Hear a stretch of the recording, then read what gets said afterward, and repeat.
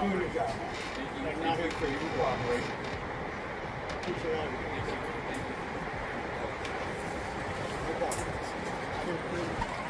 So this is going to be a very quick and short video. This video is about Austin Metcalf's father showing up to the Anthony's family news conference and the response, not necessarily from the family, but from one of the family representatives. I'm going to come back and I'm going to weigh in with my very unpopular thoughts.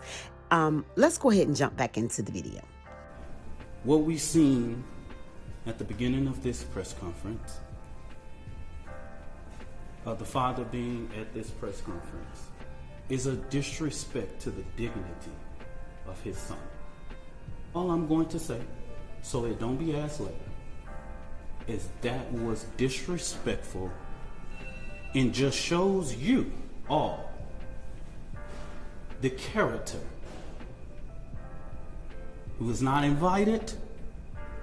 He knows that it's inappropriate to be near this family. But he did it.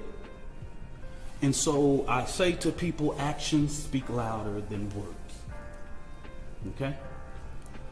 What he has failed into is the political operatives that want to make this thing a political thing of hate, yet bigotry, and yet racism.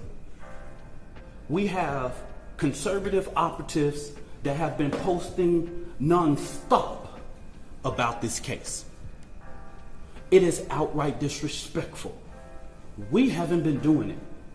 The Next Generation Action Network has been here, popular and unpopular.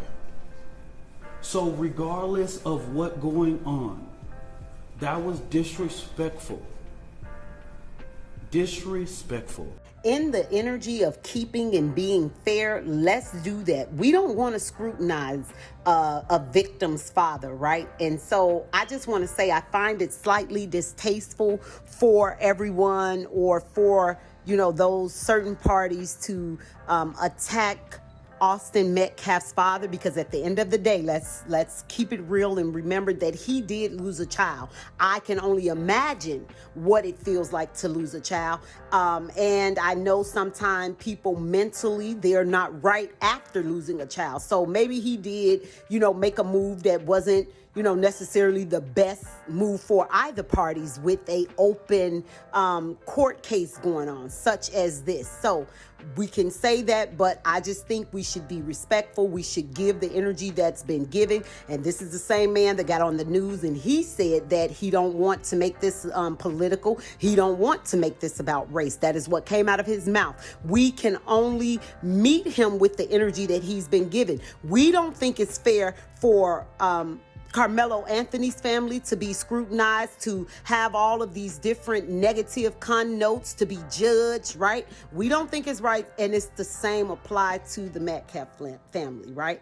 And so you could not believe what he said. You could not agree with what he said. But again, that's the energy he brought in at this interview. He did not come belligerent. From what I see now, unless they give something that happened before the camera started rolling, from what I see, this man entered very quietly, very humbly. And again, we cannot judge his mindset. Maybe he did want to come and try and get some closure, some understanding as to what happened, because at the end of the day, no matter what side we may stand on, this is a father that lost his son, and I think we should be respectful of that. Have asked the superintendent or one single board of trustee, why didn't you cancel or postpone? With weather in that magnitude, you couldn't have a track meet in rain or thunderstorm or clouds. Y'all are the media. Ask your journalists, your weather journalists, how the weather was that day and that time. So let me just say in closing, there were a few things throughout this interview that I did not necessarily agree with. The first thing was the very subtle disrespect or attack on Austin Metcalf's father. I do not think that that's a very wise and smart move for the Anthony family or the team, Anthony family to be making at this stage in the game. I don't think it's a very smart move at all, okay? And I don't agree with it. Next, I want to say, I hope that this will not be a legal defense for the Anthony family. Trying to find how many of y'all have asked the superintendent or one single board of trustee, why didn't you cancel or postpone? With weather in that magnitude, you couldn't have a track meet in rain or thunderstorm or clouds. Because it's definitely not a practical defense, not giving the circumstances, right? And so I just don't think it's a smart move to blame it on.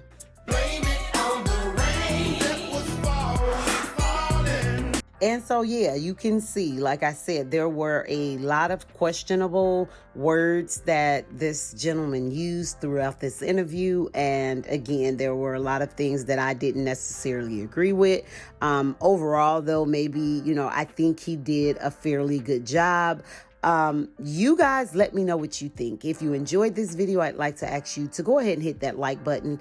Do consider subscribing to the channel if you're not already a subscriber. Thank you all for watching. Please share. With that being said, I'll be back with more unpopular thoughts.